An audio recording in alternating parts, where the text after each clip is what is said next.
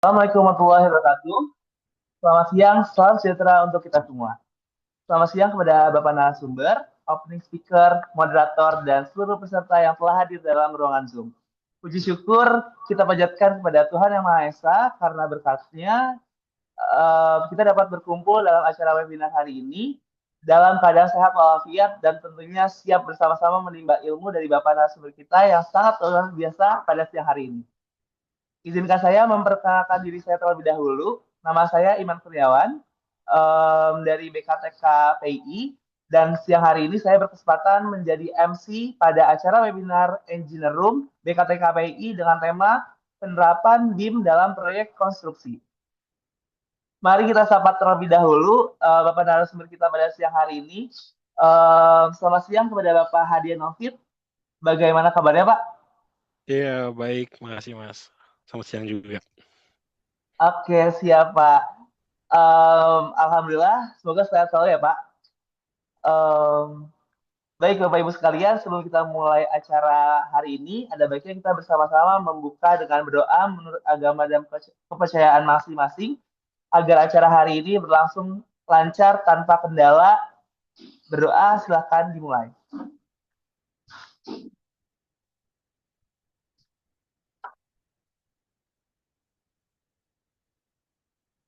Berdoa dicukupkan. Baik, untuk acara selanjutnya adalah menyanyikan lagu Indonesia Raya dan himne PII. Untuk operator mohon dibantu memutar videonya. Kepada Bapak dan Ibu, silahkan bersikap sempurna.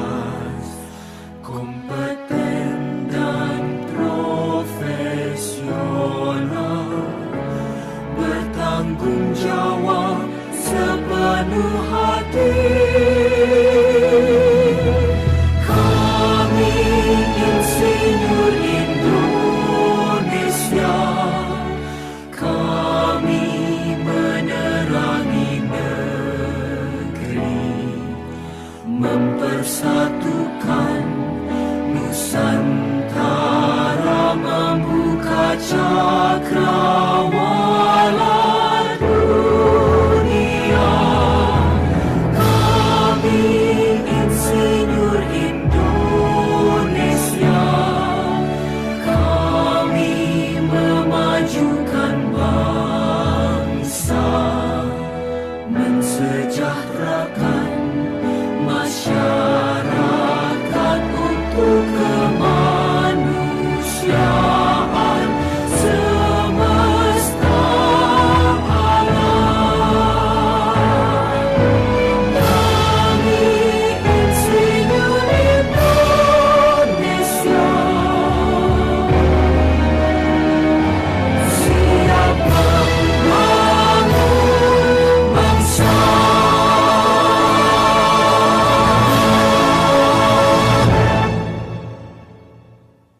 Baik, Bapak Ibu sekalian, selanjutnya kita akan menuju ke acara inti, yaitu pembukaan acara oleh Mas Megdi Ghazali, selaku Sekretaris MUK BKTKPI, mewakili Pak Adi Chandra, selaku Ketua BKTKPI, yang berhalangan hadir. Dan dilanjut dengan pemaparan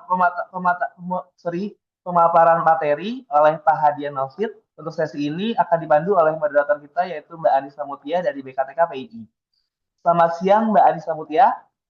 Sudah Selamat siap, Mbak? Mas Iman, sudah terima kasih telah membuka acara webinar kita. Baik, kalau gitu waktu dan tempat dipersilakan.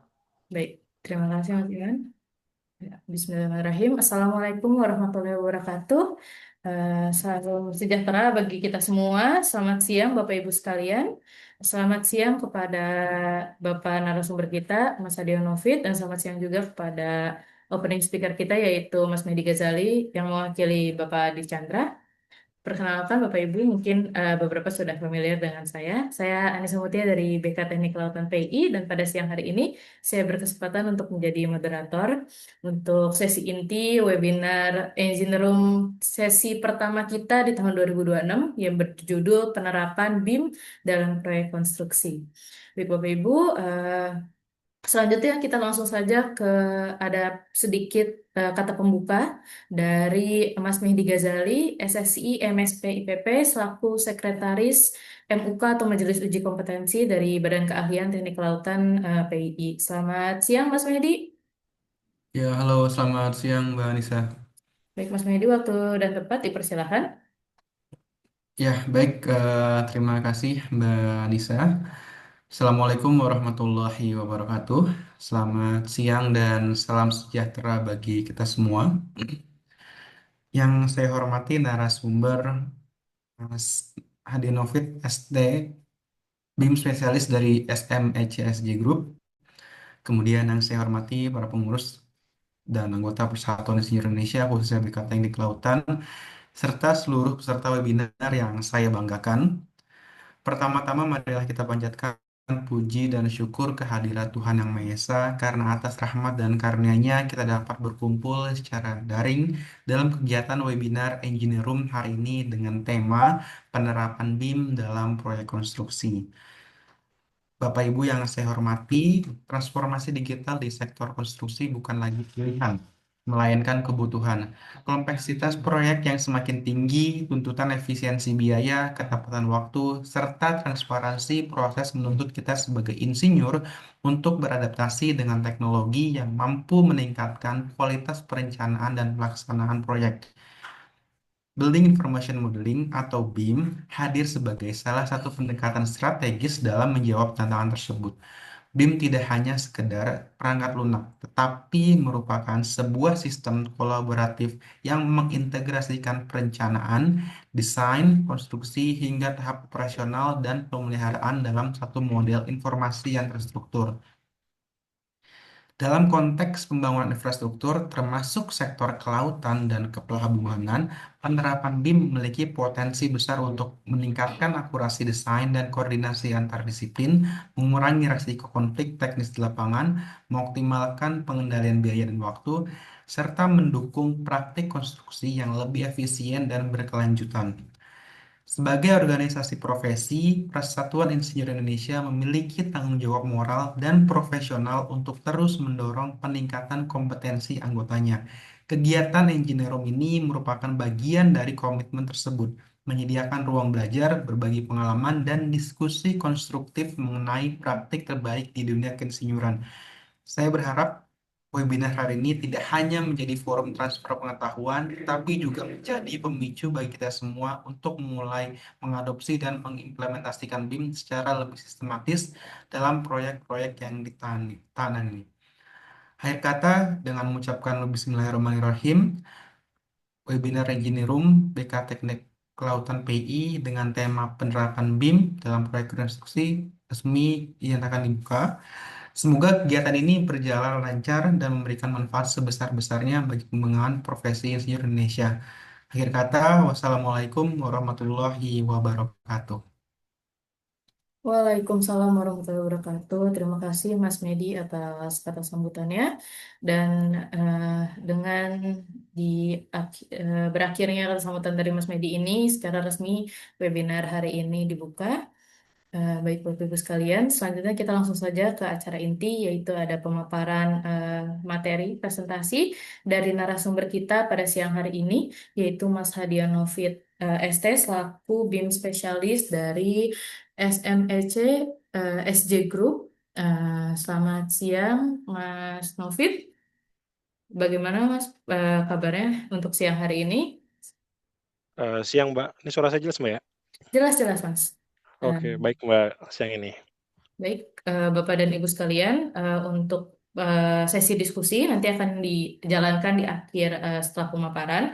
Bagi Bapak Ibu, nanti ya kalau ya ada yang ingin bertanya atau ingin menyampaikan pendapat, bisa di akhir di akhir pemaparan. Ataupun jika Bapak Ibu kurang berkenan untuk bertanya langsung, nanti bisa pertanyaannya dituliskan di kolom chat untuk nanti saya akan sampaikan kepada Mas Mufid, begitu ya. Baik, waktu dan tempat kepada Mas Novit, dipersilakan. Baik, terima kasih Mbak Nisa. Sudah terlihat ya share screen saya? Sudah Mas, sudah muncul. Oke, baik saya mulai ya. Assalamualaikum warahmatullahi wabarakatuh. Selamat siang, salam sejahtera untuk kita semua. Terima kasih atas kesempatannya, Mas atau Pak nih enaknya, kayak Pak aja ya Pak ya, Pak Mahdi Ghazali sebagai Sekretaris Majelis Uji Kompetensi ya Pak, mewakili Ketua BKTK yang berhalangan hadir.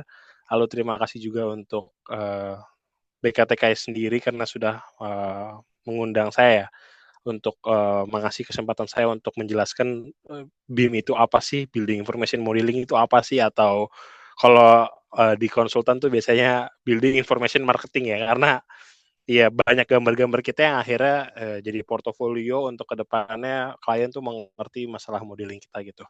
Perkenalkan saya Hadian Novit, saya profil saya lulusan IPB University. Jangan ditanya kenapa ada institut dan university di dalam satu nama. Saya bekerja sekarang di PT SMEC Surbana Jurong Group. Jadi kebetulan saya dapat rezeki untuk tahun ini ada di perusahaan Singapura ya. Jadi SJ Group itu merupakan perusahaan Singapura, SMEC itu merupakan anaknya dari Surbana Jurong Group gitu. Sebelumnya saya sebagai BIM Engineer di PT BIMfire Indonesia, saya sudah berpengalaman sebagai BIM Engineer kurang lebih di hampir 3-4 tahun.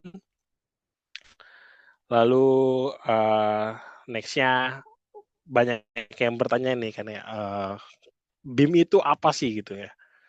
Jadi BIM itu tuh sebenarnya kalau orang awam bilangnya ya yang penting 3D gitu, yang penting Revit, yang penting AutoCAD, bukan AutoCAD, yang penting Autodesk, yang penting Tekla, yang penting ini enggak. BIM itu tuh bukan masalah aplikasi. BIM itu adalah suatu sistem ya, di mana kita harus mengintegrasikan satu dengan yang lainnya gitu. Kita harus menghubungkan disiplin satunya dengan disiplin yang lainnya gitu. Kita juga harus mempresentasikan dalam bentuk digital gitu, dari merencanakan, mendesain konstruksi sampai operasi building itu seperti apa gitu. Jadi BIM itu nggak cuma sebatas oh yang penting ada 3D-nya gitu, oh enggak. Yang penting ada ABCD-nya gitu, enggak. Yang penting ada dimensinya segala macam, enggak. Building information modeling sesimpel kita mau gambar kolom, kita mau gambar pelabuhan, kita mau gambar lantai pelabuhan, kita harus tahu dia pakai konkrit apa, dia di dalam modelnya itu ya. Jadi kita harus perlu tahu konkritnya apa, FC berapa, kapan harus diperbaiki. Dalam membuat konkrit itu kita juga harus tahu waktunya berapa lama gitu. Itu akan saling terkoneksi di BIM ini gitu. Lalu BIM ini tuh ada banyak dimensi ya. Jadi kalau saya kutip dari ada jurnal studi pustaka gitu dari Universitas Udayana tahun 2022, itu dimensi BIM itu ada banyak banget gitu.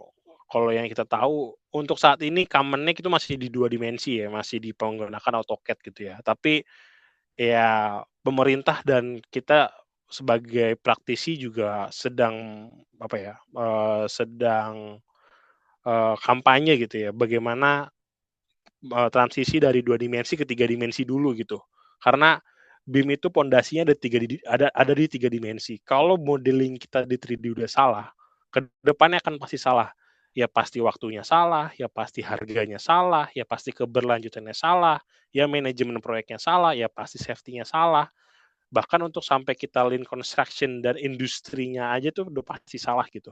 Jadi memang 3D-nya ini tuh harus compact, harus sesuai dengan kaidah-kaidah engineering, jangan ada clash gitu ya, sampai fix dulu ya, sampai fix dulu 3D-nya dan baru bisa kita pakai di dimensi-dimensi selanjutnya gitu ya. Jadi 3D ini merupakan pondasi-pondasi kita di mana di sini ada informasi mengenai bahan, mengenai dimensi, mengenai ukuran segala macam itu ada di 3D gitu. Kalau misalkan minta 2 dimensi ya bisa kita produce gitu, tapi buat apa 3D kita ini kalau nggak digunakan dengan baik gitu ya. Ya, terus lalu di dimensi selanjutnya ada waktu gitu ya, bagaimana suatu bangunan tuh bisa dihubungkan dengan waktu, lalu akan berapa lama, ini biasanya orang-orang manajemen proyek ya yang manajemen konstruksi yang biasanya ngecek, "Ini udah sampai mana," gitu. Kalau misalkan ada modelnya dan dihubungkan dengan waktu, kita enak, oh berarti kontraktornya udah sampai sini, kontraktornya udah sampai slab nih, kontraktornya udah sampai kolom, segala macem gitu. Nah itu enak kita ngelihatnya.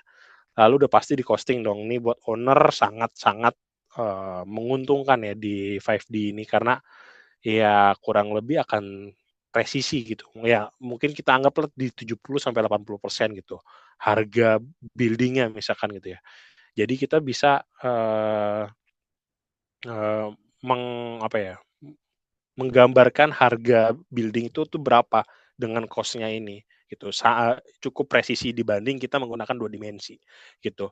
Untuk selanjutnya ini merupakan dimensi lanjutan ya bagi yang diinginkan. Kalau 6D itu biasanya di efisiensi energi gitu. Bagaimana building-nya itu, oh kalau anginnya dari utara dia harus flow-nya gimana gitu. Terus kalau kalau nggak ada orang lampu bisa mati apa enggak gitu.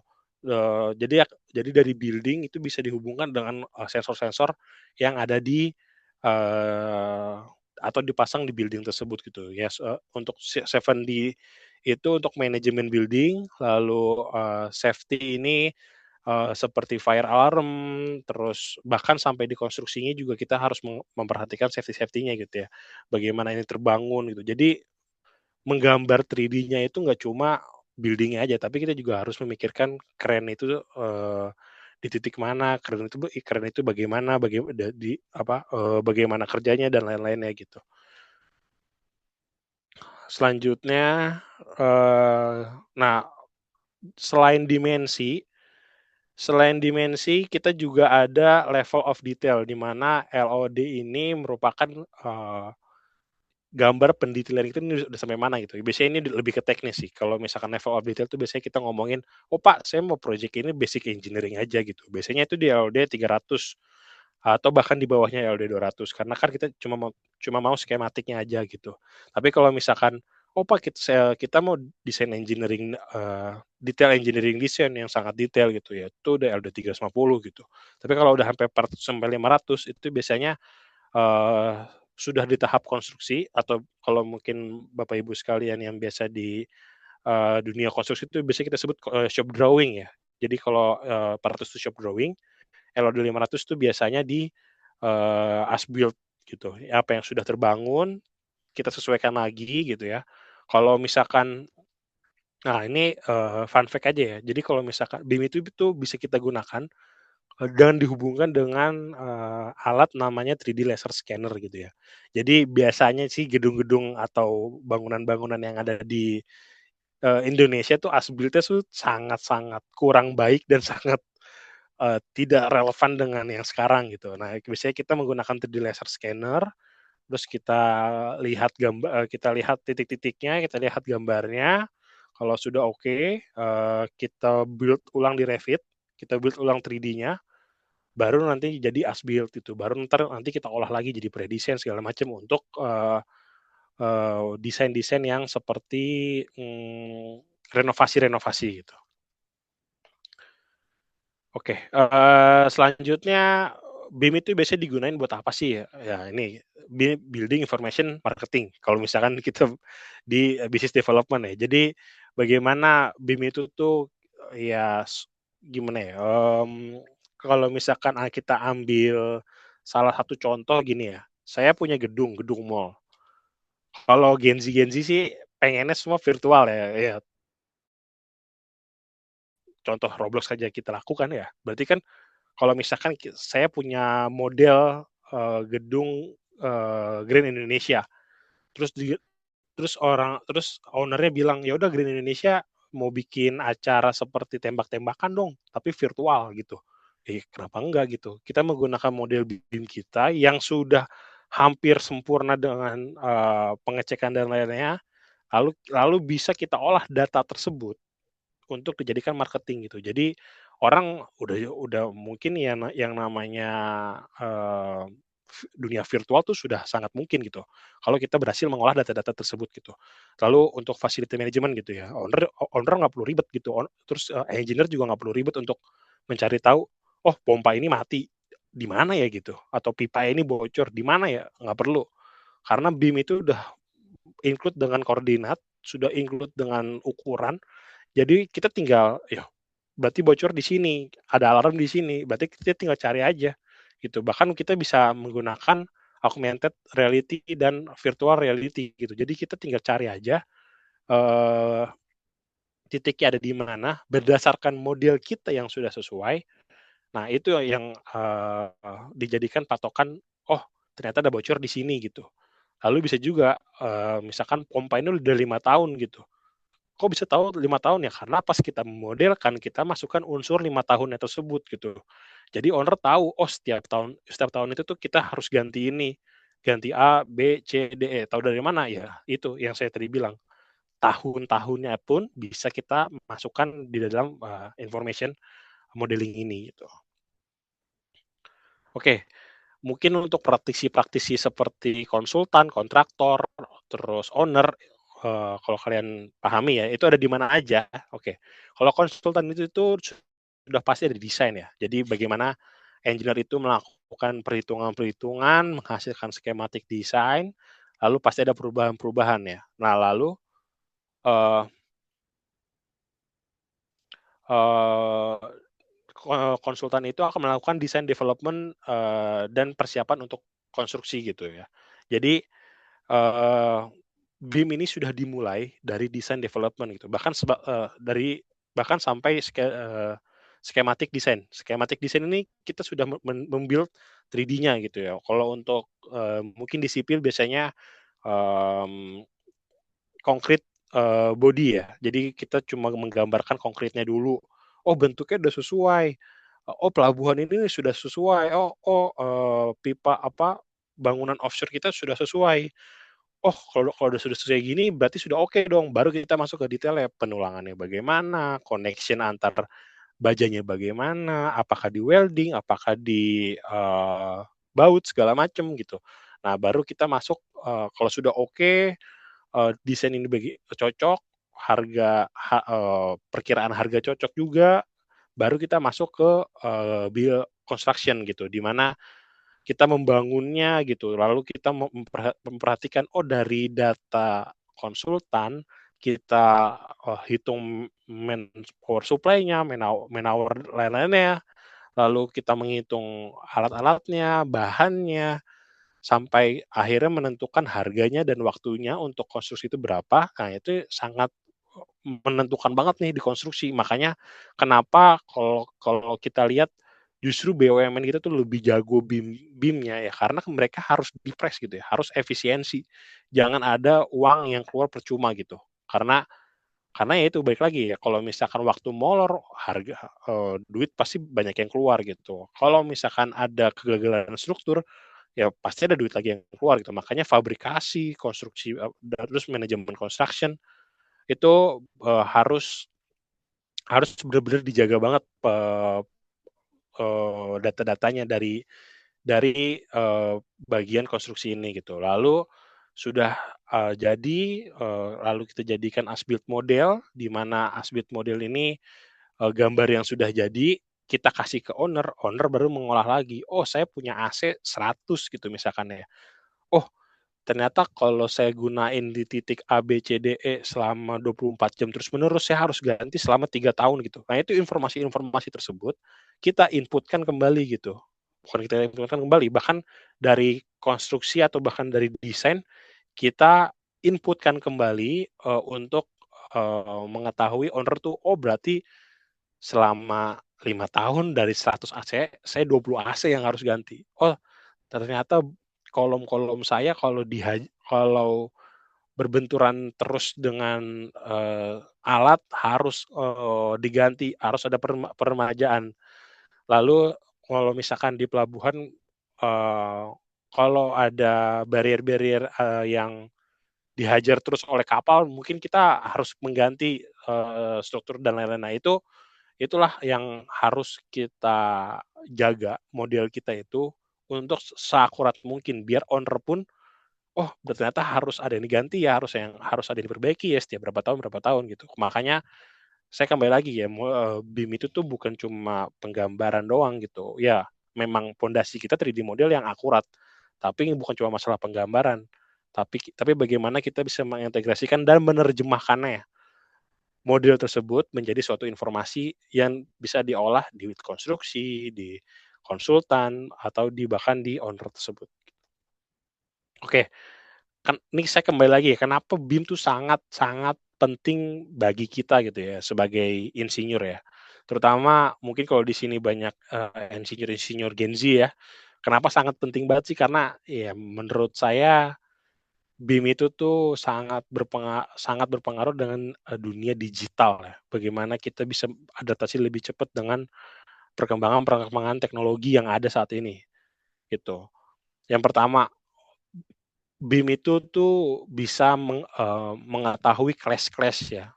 Jadi kalau di BIM itu biasanya kita ada tahapan clash detection ya, di mana kita duduk bareng dengan engineer, kita lihat gambarnya, elevasinya segala macam, pas dilihat ada yang clash gini, seperti 2 gambar ini ya, terutama yang di gambar hijau dan merah ini.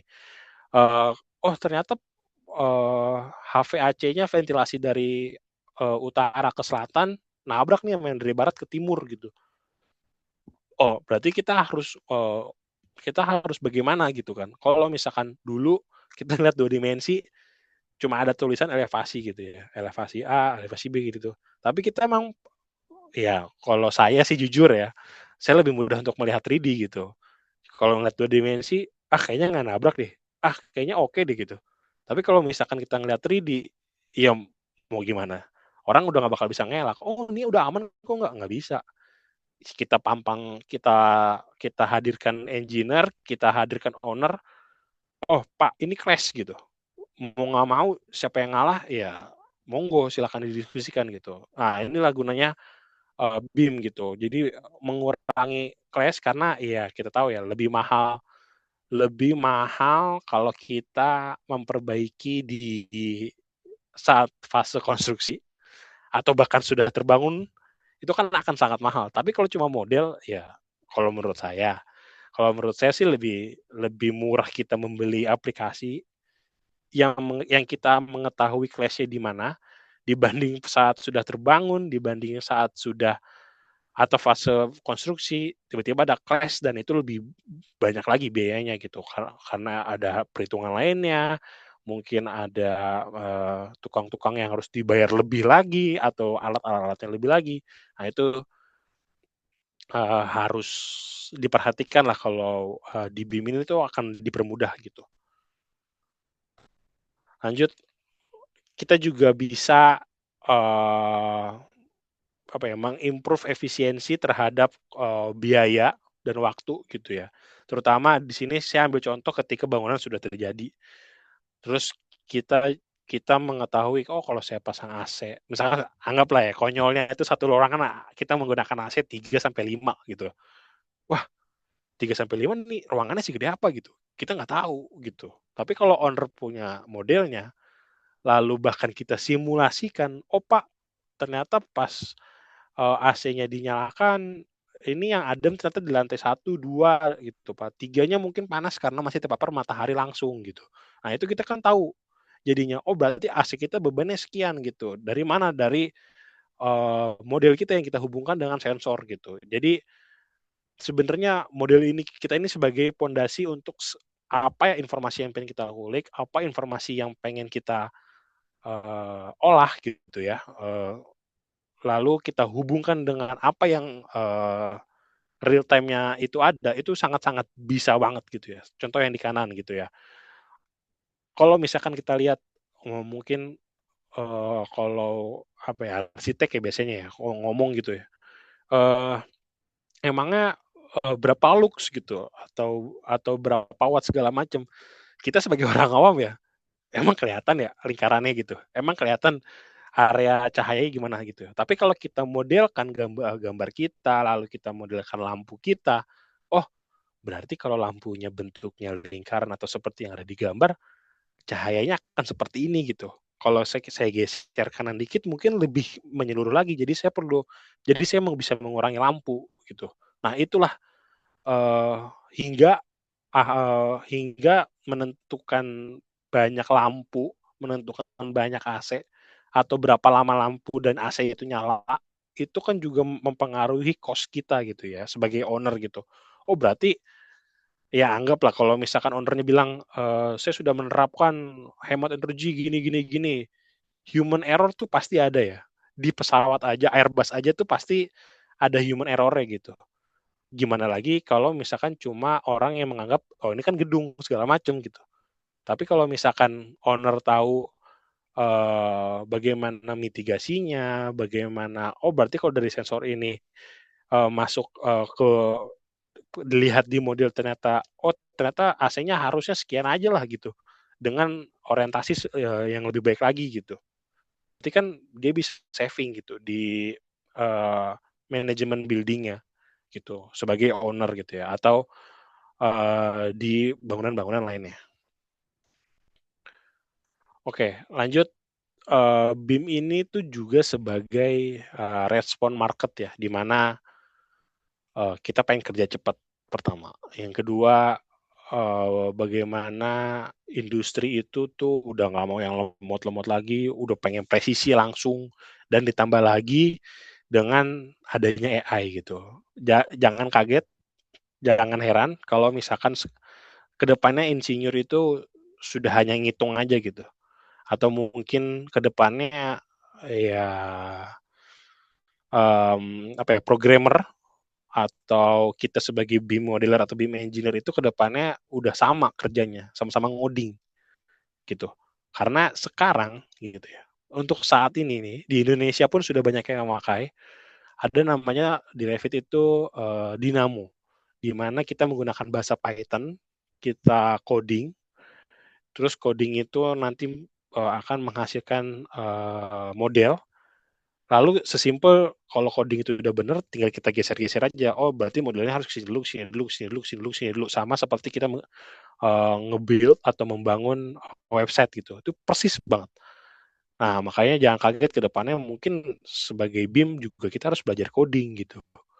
Bagaimana kita membuat suatu bangunan, membuat bangunan offshore, pelabuhan dan lain-lainnya itu menggunakan coding, jangan kaget gitu ya ke depannya. Karena mungkin bahkan ke depannya akan menggunakan AI gitu. Jadi AI menerjemahkan apa kata engineer gitu ya. Tapi tetap menurut saya sih AI belum bisa menggantikan human sense-nya ya. Jadi oh ternyata ini clash segala macem. Oh ini nggak usah pakai AI juga kita udah tahu kalau hitungan ini salah gitu ya. Atau bahkan tulangannya terlalu rapat akhirnya konkretnya jadi nggak masuk semua gitu. Nah itu sebenarnya bisa kita bisa menang lah dibanding AI gitu. Tapi ya kita tidak bisa memungkiri memang AI ini dapat sangat-sangat membantu sekali gitu ya. Dan sudah banyak arsitek ya. Kalau arsitek sih banyak ya. Arsitek kayak kita gambar apa kayak kita mengetik prompt-nya lalu keluar gambarnya, modelnya itu di arsitek sih sudah cukup banyak terjadi gitu ya.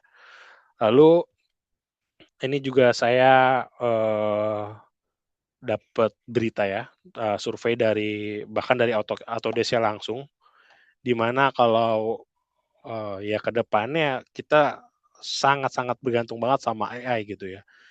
Lalu pergeseran industri itu pasti akan menuju AI gitu, di mana ya kita tahu kan AI kan sangat sangat membantu banget ya. Jadi kalau saya boleh saran ke teman-teman semua, jangan cuma belajar hanya BIM-nya aja, tapi bagaimana BIM itu terus terkonek dengan AI itu ke depannya ya. Ini saya ngomong untuk diri saya sendiri juga ya, karena saya juga mencoba untuk mengetahui update-update terbarunya dari teknologi konstruksi ini, gitu. Oke, kalau ditanya ya, apa sih kendala-kendalanya gitu ya, di Indonesia ini kok, susah banget sih nerapin BIM, kok susah banget A, B, C, D, E, kalau BIM tuh ini, itu. Jadi gini, sebenarnya, simpelnya tuh kita tuh sangat-sangat kekurangan BIM profesional. Saya punya cerita ya, jadi, teman saya tuh ya ngeluh lah ke saya gitu ya, BIM itu tuh susah banget gitu ya, di Indonesia tuh kita udah ketinggalan zaman gitu. Loh emang kenapa? Iya, dia punya rekan India gitu ya. Di India tuh sudah ngebahas masalah BIM ini 10 tahun yang lalu gitu. Sedangkan kita baru happening BIM itu sekarang gitu. Jadi bagaimana kita bisa mempercepat 10 tahunnya India itu gitu. Sedangkan ya mereka mungkin 3D-nya udah jago gitu. Sekarang mereka udah mainannya, "Oh, saya pengen pindahin gedung saya ke sini," gitu. Atau saya mau gedung saya berubah lah semua gitu. Ya mereka udah main modelnya tuh udah sangat gampang gitu. Bahkan mereka ngecek-ngecek di 3D, ngecek-ngecek di, dalamnya. Ya mungkin mereka udah mainnya seperti main GTA ya, apa ya, seperti main game lah gitu ya. Itu udah sangat common gitu di luar sana gitu. Bahkan, saya punya pengalaman, saya pernah apply di, suatu konsultan, HVAC, kalau nggak salah MEP juga deh sekalian, di Inggris, itu rumah saja 2 lantai, itu sudah menggunakan, BIM gitu. Ya baik, heating-nya, cooling-nya, terus ventilasinya dan lain-lainnya. Nah itu, BIM tuh sudah dipakai di rumah sana gitu. Sedangkan kalau kita, ini fun fact aja, di Malaysia juga sama ya, di Indonesia tuh kalau nggak salah sekitar berapa meter persegi, kalau 2.000 meter persegi, terus, bangunan negara itu baru boleh pakai BIM. Nah ini nanti akan, kenapanya itu, akan berhubungan dengan cost-nya ya. Jadi di Indonesia tuh, 2.000 meter persegi dan bangunan negara baru menggunakan BIM. Lalu kalau di Malaysia itu sekitar 10 juta ringgit atau sekitar 43 miliar, ya kurang lebih lah 43 sampai 45 miliar, itu baru menggunakan BIM gitu ya. Kalau ditanya, emang kenapa gitu, orang baru menggunakan BIM dengan standar tersebut gitu? Ya karena mahal. Itu sudah sangat udah sangat-sangat ibaratnya sudah sangat-sangat rahasia umum lah ya, kenapa BIM itu jarang dipakai karena mahal. Saya mengakui gitu, karena, mungkin kita membeli license full Autodesk itu mungkin di kisaran 50 sampai 100 juta gitu. Sedangkan mungkin kita coba membangun rumah harga 200 juta gitu. Masa kita harus menambahkan 100 juta biar, harga kita bukan biar harga kita, biar model kita tuh baik gitu atau bagus. Gitu. Ini juga jadi big problem ya, kenapa harga-harga, license tuh mahal gitu. Tapi ya makin ke sini juga banyak yang, mulai membuka aplikasi baru, ya belum happening aja sih, aplikasi baru yang lebih murah, yang lebih lifetime gitu. Jadi ya harus kita akui kalau memang teknologi BIM itu mahal gitu. Jadi ya,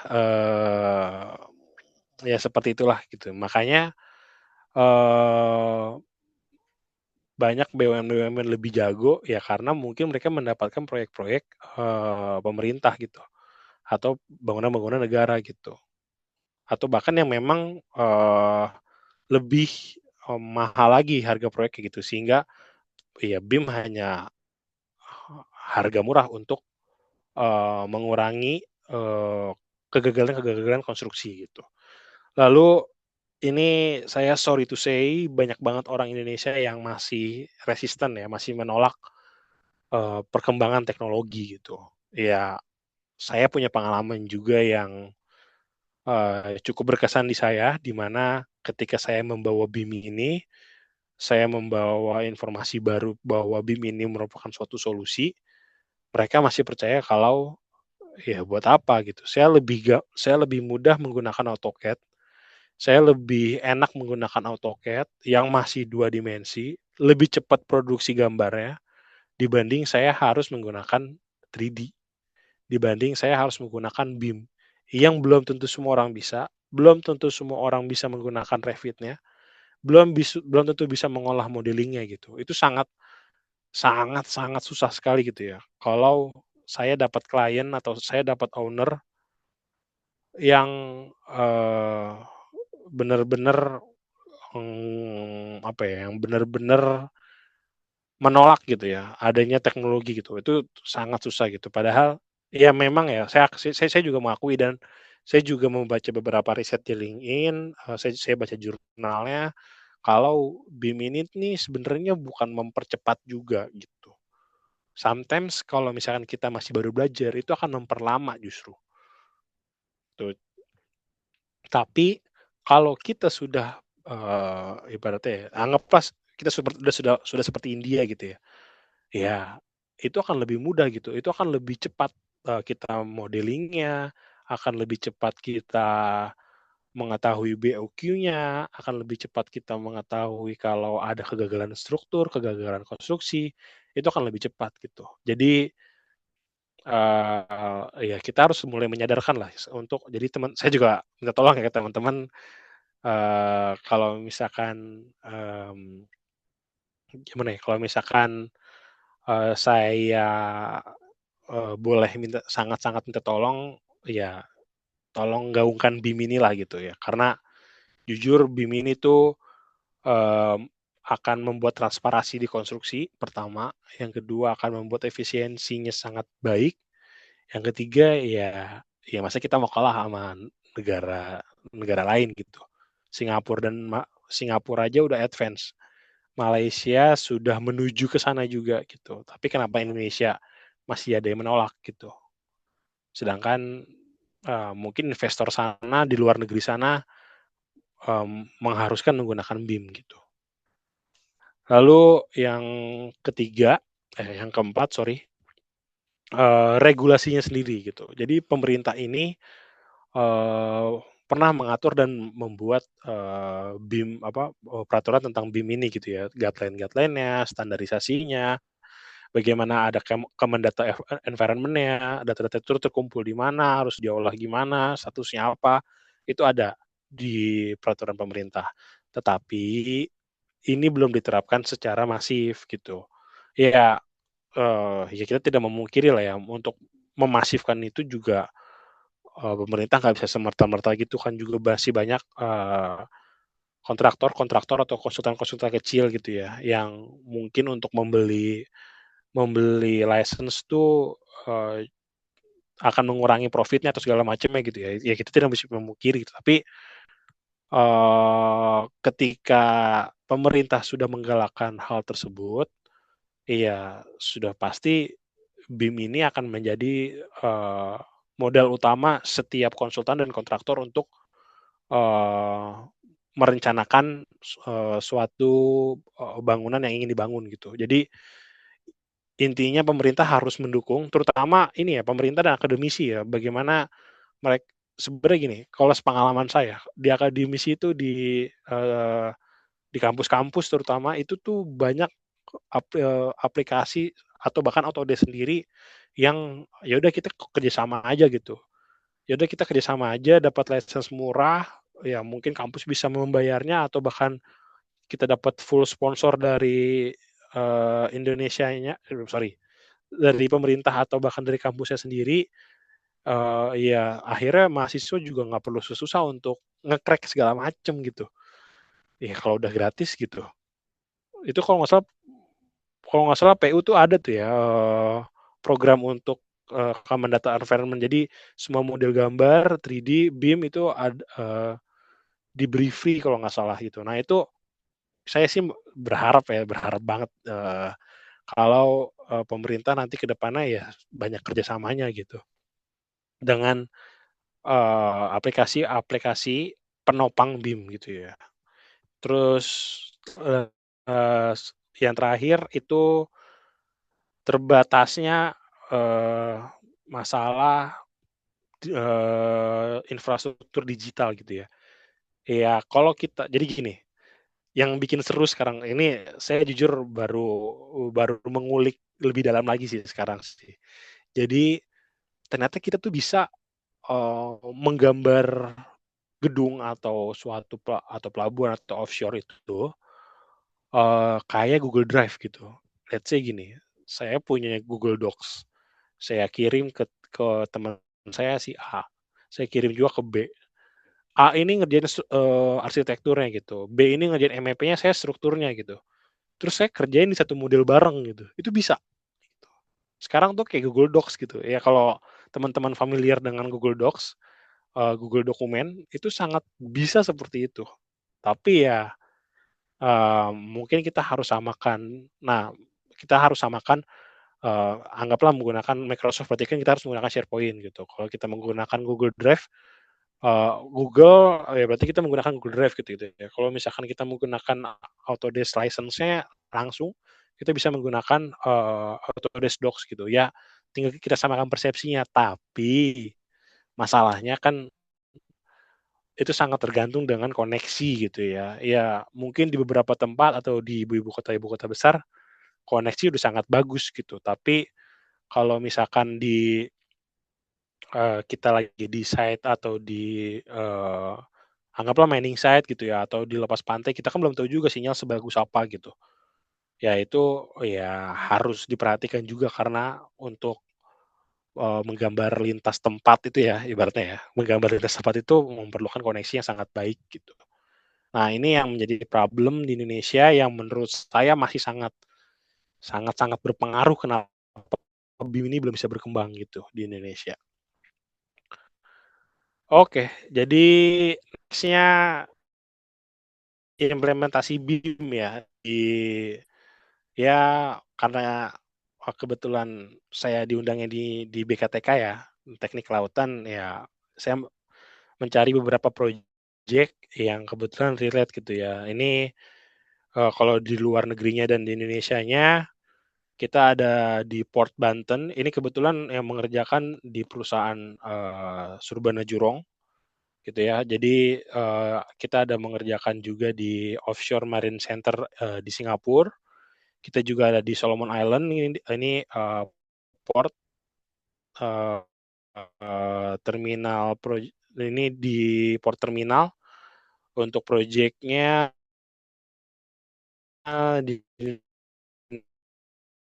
Indonesia, kita ada di Port Banten dan ini kita, 3D modeling yang sudah dibuat gitu ya. Ini kalau nggak salah di Port Pelindo deh, gitu.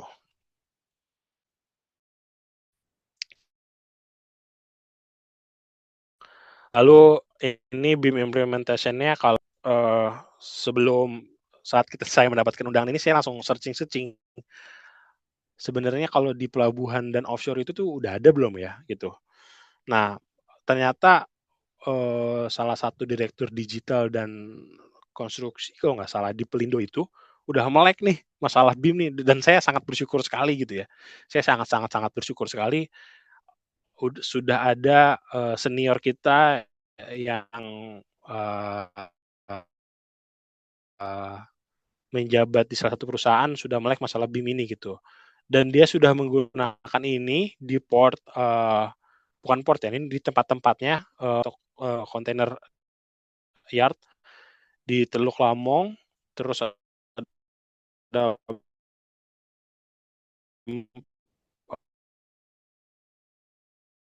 pembangunan flyover terminal dan dermaga Waingapu gitu. Kalau nggak salah teknologi ini gitu. Lalu ini ada fun fact lagi ketika saya ngobrol-ngobrol sama teman-teman oil and gas di Pertamina atau di konsultan perencana gitu. Mereka sebenarnya menggunakan BIM itu tuh udah lama banget gitu ya. 3D itu udah mainan mereka banget gitu. Karena mereka sudah lama menggunakan PDMS gitu ya. Ada aplikasi namanya PDMS gitu. Nah, ini contohnya. Jadi mereka kurang lebih sama kayak Revit, kurang lebih sama seperti Autodesk pada umumnya. Tapi ini khusus orang oil and gas tuh menggunakan antara aplikasi itu ada sistem IFC gitu. Jadi kita ibaratnya ya kalau semua orang mau bisa buka pakai PDF gitu. Ya kalau semua orang bisa buka harus pakai IFC gitu kalau di BIM gitu. Jadi ya, kita bisa mengkonekkan antara PDMS dengan Revit menggunakan IFC. Ini salah satu contohnya aja, saya ngambil di internet sana gitu. Oke, jadi bagaimana strateginya ya untuk yang tadi saya bilang, untuk menghadapi solusi-solusi masalah, untuk mengetahui solusi-solusi dari masalah-masalah yang tadi saya sebutkan gitu. Ya, kita harus menyiapkan human resource kita lah gitu.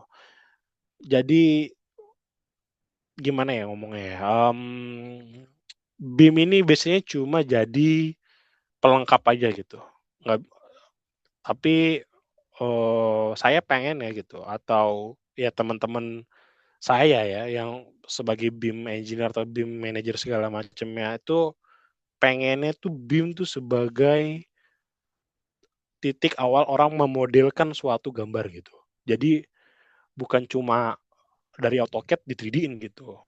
Kenapa nggak kita 3D-in dulu baru kita jadiin AutoCAD atau jadi 2 dimensi gitu. Tapi kita juga harus menyiapkan orang-orang tersebut gitu. Bagaimana mahasiswa itu udah menurut saya mahasiswa itu seharusnya udah nggak main masalah AutoCAD lagi, langsung BIM gitu. Karena yang digunakan BIM gitu. Ya AutoCAD merem lah gitu, semua orang bisa menurut saya ya, semua orang bisa menggaris, semua orang tinggal bagaimana menggunakan AutoCAD-nya tulus-tulusnya aja gitu. Tapi ya masa mau pakai AutoCAD terus gitu. Sedangkan pasar global harus mengharuskan BIM gitu misalkan. Ya kenapa nggak dosen-dosen atau rektor-rektor itu ke depannya bekerja sama, ya udah biar mahasiswa kita siap terjun. Dan ini fun fact-nya lagi ya, BIM ini lagi banyak banget buka loker kalau kalian sedang mencari kerja, karena memang banyak banget sekarang peralihan dari AutoCAD ke BIM gitu ya. Ya kita harus bekerja sama dengan universitas untuk menciptakan orang-orang yang bisa BIM gitu, jago 3D gitu, minimal jago 3D dulu lah gitu. Masalah BIM bisa kita olah nanti ke depannya gitu. Lalu kita harus memperkuat juga regulasinya dan implementasinya pada setiap proyek. Bagaimana ya yang saya setuju juga sih dengan harga sekian baru menggunakan BIM itu saya sangat setuju gitu. Tapi ya balik lagi kita harus memperkuat regulasinya, standarisasinya, baru kita balik lagi bagaimana kita ketat juga. Saya nggak mau pakai AutoCAD gitu. Saya mau lihat 3D-nya. Nah, sesimpel itu aja dulu. Kalau itu sudah terjadi, ya insya Allah ke depannya pasti akan lebih baik lagi gitu dan tidak ada terjadi kesalahan-kesalahan konstruksi gitu. Lalu yang ketiga bagaimana kita kolaborasi ya yang tadi saya bilang antara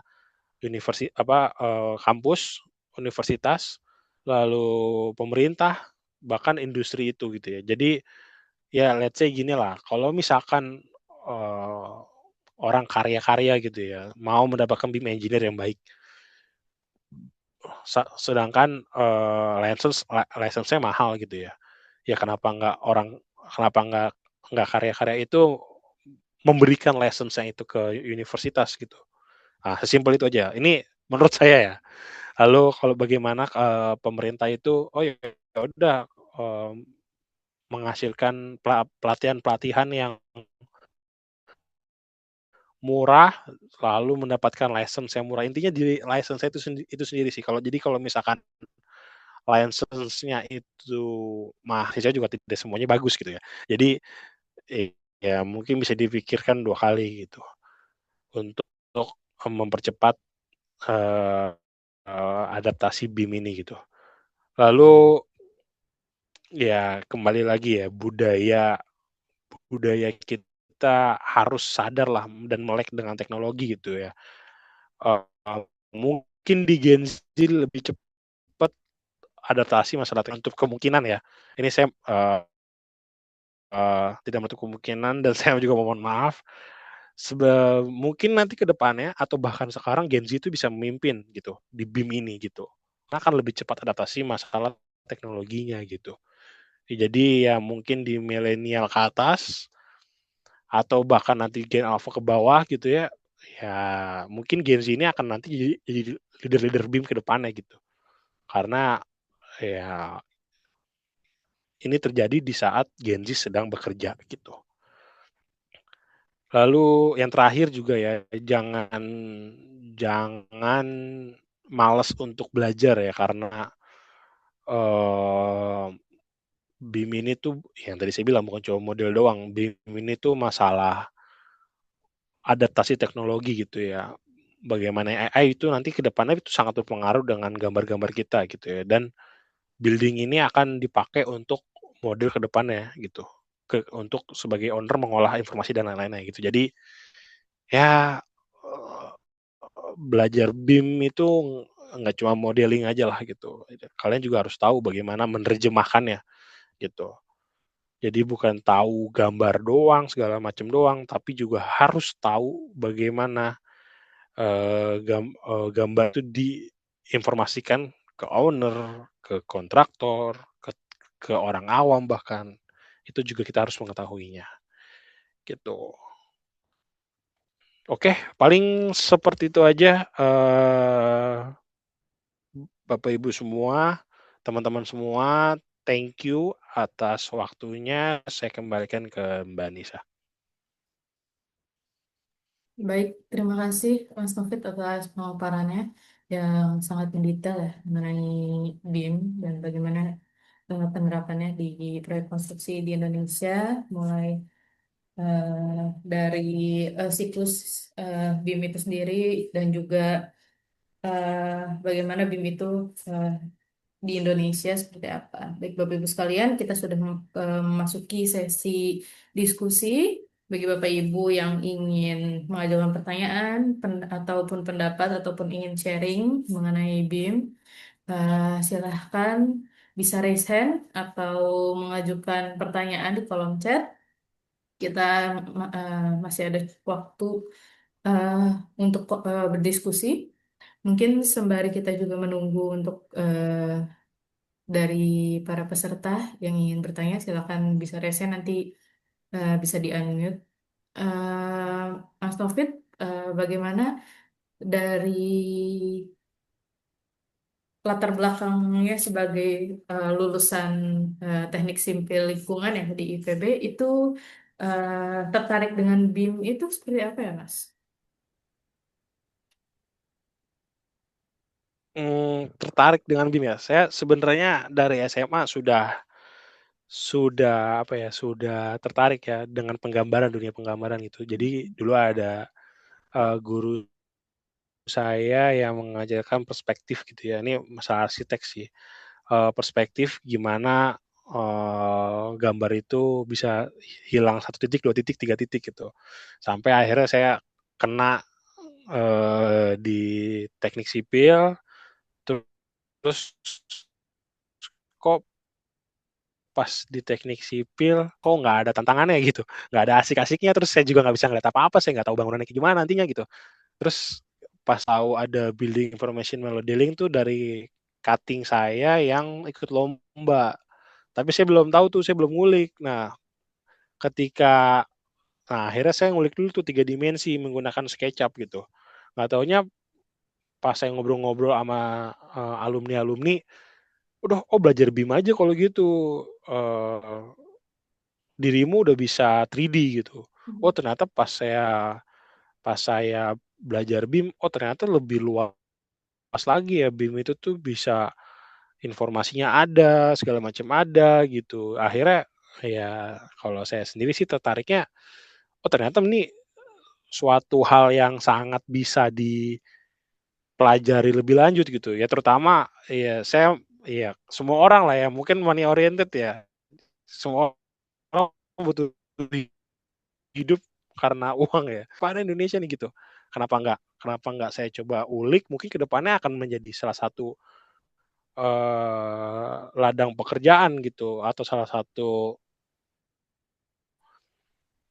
satu sumber, rezeki saya gitu ke depannya. Ya saya tidak memungkiri itu dan saya harus belajar masalah ini gitu, hingga akhirnya di titik ini ya bener kan ternyata memang BIM sangat sangat dibutuhkan di tempat lain gitu. Ya makanya saya belajar BIM ini gitu. Nah, jadi memang dimulai dari suatu ketertarikan terus berlanjut begitu ya, Mas Taufik. Baik, Yuk. Ibu yang ingin bertanya, kita persilahkan di kolom chat atau raise hand. Sembari menunggu, Mas Taufik, ini kan seperti yang sudah disampaikan juga bahwa BIM ini merupakan suatu hal yang bukan baru juga, tapi memang belum terlalu banyak penggunaannya di Indonesia. Nah, tantangannya apa tuh bergelut di bidang yang memang belum banyak orang, belum banyak eh, digeluti atau diimplementasikan di Indonesia. Mungkin yang tadi saya belum sebutin di, PPT saya ya. Jadi karena belum banyak biasanya langsung banyak kepakai di di konstruksi sana gitu atau bahkan di konsultan sana. Jadi, kita harus belajar sendiri sih, mandiri banget belajar gitu. Karena jujur saya semua rata-rata belajar sendiri gitu. Ya mentok-mentok paling sama teman saya gitu, saya kulik bareng, bahkan ada beberapa yang nggak ada di YouTube, ada beberapa yang nggak kejawab sama Autodesk saya sendiri gitu.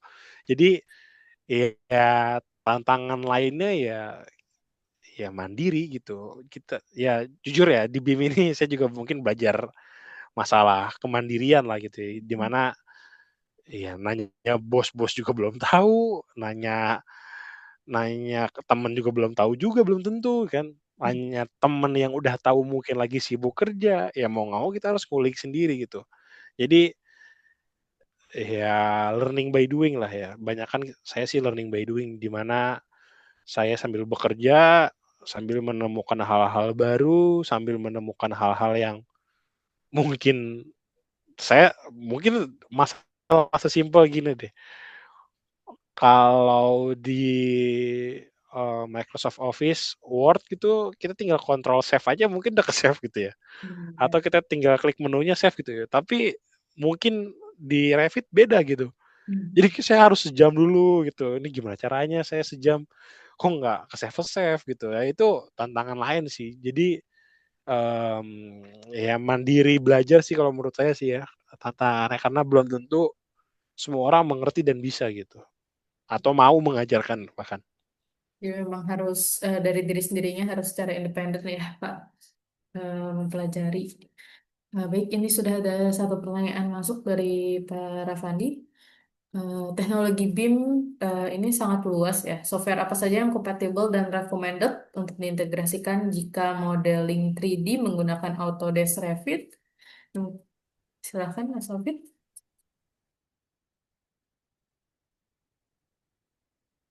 Oleh, Pak Rafandi ya, jadi teknologi BIM ini sangat luas, software apa saja yang kompatibel dan recommended ya. Untuk saat ini sih saya recommended ya tetap dari Autodesk ya, soalnya, di jadi gini, kalau misalkan, Bapak Ibu semua mau ke arah steel structure, itu, saya sangat menyarankan untuk ke Tekla gitu, karena fabrikasi biasanya menggunakan Tekla gitu, tapi sih orang-orang akan menggunakan Autodesk gitu, karena ya saya ngomongnya, saya orang sipil ya, saya banyaknya bertemu dengan karya-karya gitu. Ya BUMN karya tuh biasanya masih Autodesk base gitu. Jadi semua orang ya punya license Autodesk karena itu sangat mudah dan masih banyak dipakai gitu. Terutama di saya juga masih banyak menggunakan Autodesk gitu. Jadi kalau saya sih sangat rekomen belajar Autodesk. Tapi jangan lupa untuk belajar mungkin ya jangan tertutup juga dengan aplikasi-aplikasi baru gitu, siapa tahu ya aplikasi itu ke depannya akan menggantikan Autodesk gitu. Jadi, itu terus kalau misalkan Mas orang struktur mungkin bisa menggunakan Tekla gitu. Itu 2 itu sih Tekla dan Autodesk biasanya saing-saingan gitu, tapi peruntukannya sih biasanya beda-beda gitu. Baik, terima kasih Mas Taufik untuk para Fandi. Semoga pertanyaannya terjawab. Jadi memang Autodesk masih yang utama digunakan. Baik, Bapak Ibu sekalian, silahkan bagi yang masih ada yang ingin bertanya, kita masih ada waktu. Dari Pak Yunus untuk rekaman di YouTube, kita akan upload webinar hari ini di besok hari. Jadi bagi Bapak Ibu yang mungkin ketinggalan begitu ya untuk mengikuti webinar dari awal, jangan takut bahwa jika Bapak Ibu ingin menonton ulang kembali itu besok kita upload di YouTube Learning Center BK Teknik Kelautan PII. Di situ juga ada webinar-webinar sebelumnya begitu ya Bapak Ibu. Baik, Bapak Ibu sekalian, yang mungkin ada yang mau sharing juga di sini, mungkin ada yang ingin mengetahui lebih lanjut mengenai BIM atau jika ada mahasiswa atau pelajar ataupun Bapak Ibu yang mungkin juga BIM spesialis yang ingin sharing, dipersilakan. Kita masih ada waktu.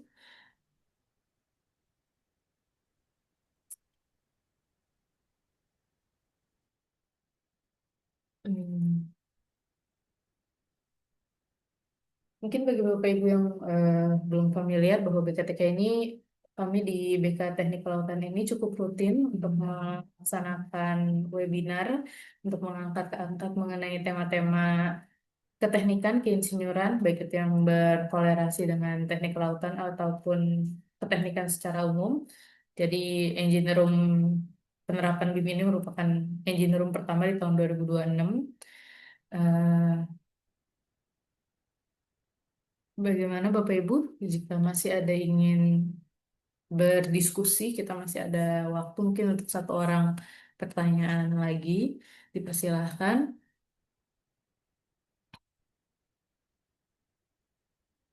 Oke, ada pertanyaan masuk dari Mas Reza Nur Muharam, mungkin pertanyaan lebih untuk software BIM yang dapat menghitung kekuatan struktur, biasanya Mas Novit menggunakan software BIM yang mana? Terima kasih.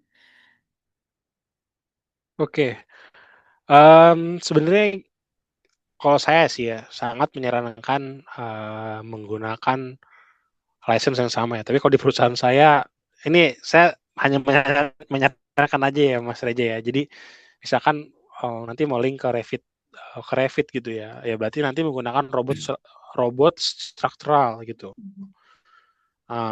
Karena saya sih menyarankan hal tersebut karena mungkin tidak akan terjadi kehilangan data gitu ketika pemindahan dari perhitungan struktur ke perhitungan ke model kita gitu ya. Tapi ya kalau di perusahaan saya macam-macam sih, ada yang ya kadang menggunakan StatPro dan lain-lain gitu. Sebenarnya perhitungan ini tuh bisa gimana ya? Perhitungan dan pemodelan tuh menurut saya hal yang berhubungan, tapi tidak harus gimana ya? Startnya tuh bisa harus nggak sama gitu. Misalkan ya perhitungan-perhitungan startnya, pemodelan-pemodelan gitu, tapi saling berhubungan gitu. Jadi biasanya kalau di perusahaan saya gitu ya, atau di beberapa pengalaman saya, kalau kita sih biasanya dihitung dulu menggunakan aplikasi lain atau bahkan menggunakan yang lainnya, lalu engineer memberikan sketch ke kita gitu, baru kita sebagai BIM engineer menerjemahkan sketch tersebut gitu. Makanya tadi saya bilang ada schematic design, di mana skematik tersebut kita terjemahkan untuk menghasilkan model yang sesuai 3D-nya gitu. Seperti tersebut. Baik, terima kasih Mas Sofit.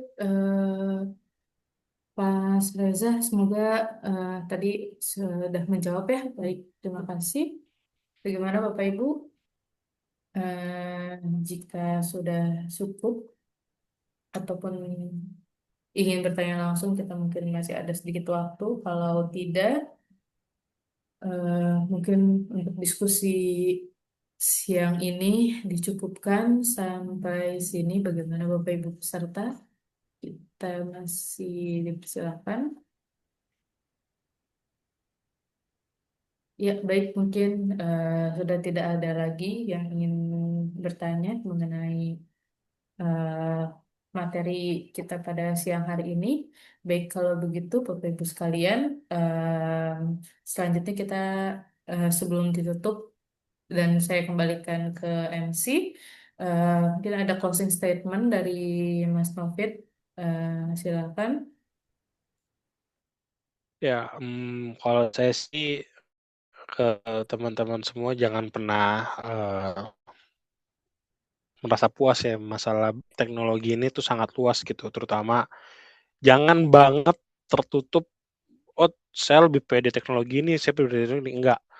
Tapi bagaimana kita saling mengintegrasikan antara satu dengan yang lainnya, bagaimana kita mengintegrasikan aplikasi satu dengan satu yang lain dengan yang lainnya sehingga terjadilah sistem BIM ini gitu. Jadi ya yang tadi saya bilang BIM itu bukan masalah model, bukan masalah aplikasi, tapi masalah sistem gitu, yang saling berhubungan satu sama yang lain.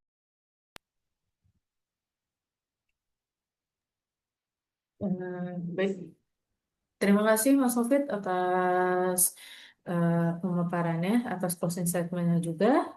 Terima kasih telah menyempatkan waktunya sebagai narasumber kita pada webinar siang hari ini, penerapan BIM dalam proyek konstruksi. Kalau begitu, eh, kita akan kembali ke akhir dari webinar siang hari ini. Baik Bapak Ibu sekalian, karena juga sudah selesai, maka untuk sesi utama dalam webinar ini dicukupkan. Saya Anissa Mutia selaku moderator pada webinar siang hari ini. Mohon maaf jika terdapat salah kata dalam sesi webinar siang hari ini. Sekali lagi saya mengucapkan terima kasih kepada Mas Hafid sebagai narasumber dan juga Mas Mehdi yang tadi telah membuka webinar siang hari ini mewakili dari Pak Adi. Bagi Bapak Ibu sekalian yang masih ada pertanyaan ataupun masih ada hal yang ingin ditanyakan, mungkin di lain waktu kita akan bertemu lagi.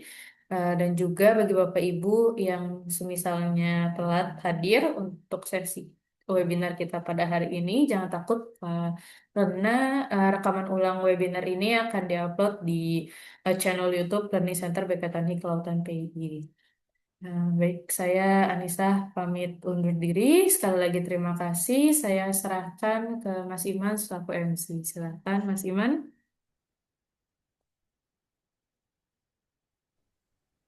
Baik, Mbak Nisa, terima kasih yang telah memandu acara dengan sangat baik. Terima kasih juga kepada Bapak Novit yang telah menyampaikan ilmu-ilmu yang sangat bermanfaat. Semoga kita sebagai peserta dapat menerima dan mengamalkan ilmu-ilmu tersebut dengan baik. Bapak Ibu sekalian, sebelum acara webinar hari ini saya tutup, mari sebelumnya kita lakukan sesi foto bersama terlebih dahulu sebagai dokumentasi acara. Pada Bapak Ibu yang masih off cam, silakan dinyalakan kamera terlebih dahulu. Untuk operator mohon dibantu untuk pengambilan gambarnya. Siapa Bapak Ibu?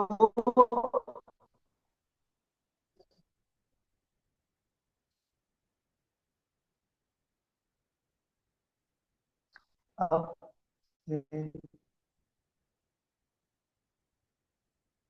Satu, dengan selesainya sesi foto bersama ini, menandakan bahwa kita sudah di penghujung acara. Sekali lagi kami ingatkan kepada Bapak Ibu untuk mengisi form absensi dan feedback acara melalui link yang sudah diberikan di kolom chat. Kepada Bapak Ibu yang ketinggalan dalam acara hari ini, jangan takut, silakan mengunjungi channel YouTube Learning Center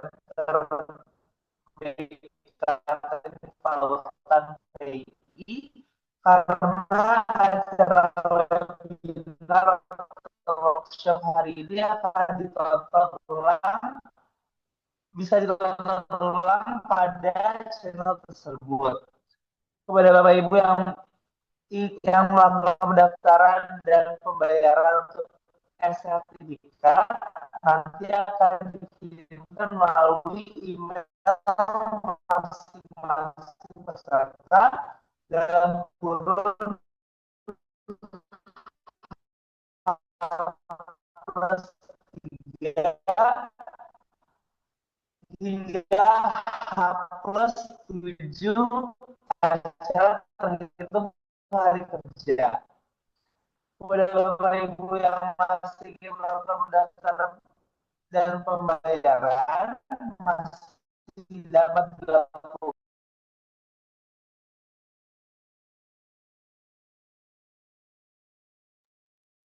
Baik, Bapak Ibu sekalian, mungkin ada. Silakan meninggalkan ruangan. Terima kasih.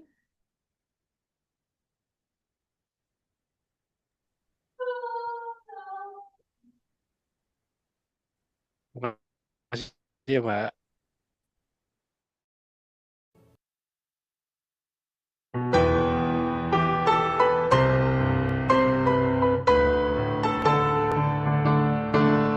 Insinyur Indonesia senantiasa menjunjung tinggi integritasnya, bekerja sungguh-sungguh dengan semangat, profesionalismenya, utamakan keluhuran budi, amalkan ilmu dengan kompetensi, berikan yang terbaik, selalu yang terbaik sebagai karya baktimu.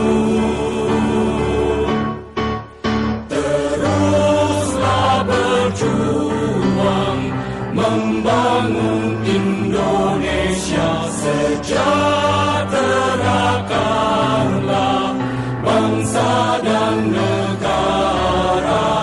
PII Persatuan Insinyur Indonesia. Insinyur Indonesia senantiasa menjunjung tinggi integritasnya, bekerja sungguh-sungguh dengan semangat, profesionalismenya, utamakan keluhuran budi, amalkan ilmu dengan kompetensi, berikan yang terbaik, selalu yang terbaik sebagai karya baktimu.